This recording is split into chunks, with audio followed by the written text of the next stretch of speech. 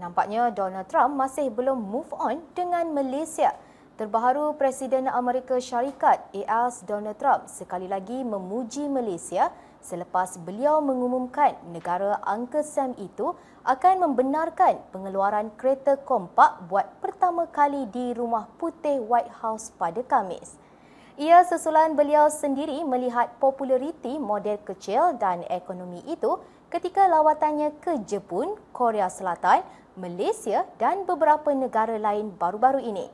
Pengumuman tersebut mencetuskan reaksi bangga dalam kalangan warganet Malaysia, khususnya apabila Trump menyebut Malaysia sebagai antara rujukan kereta kompak. One of the other things we're doing is separate from this meeting, but I think everybody here would agree with it.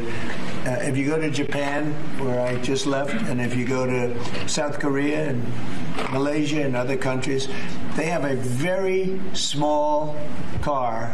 Menurut Trump, kereta bersaiz kecil yang dianggapnya comel dan mirip Volkswagen Beetle itu menarik perhatiannya sekaligus mencetuskan idea untuk membuka pasaran baharu di AS. They're very small, they're really cute, and I said, how would that do in this country? And everyone seems to think good, but you're not allowed to build them. And I've authorized the secretary to immediately approve the production of those cars, so you'll be able to buy.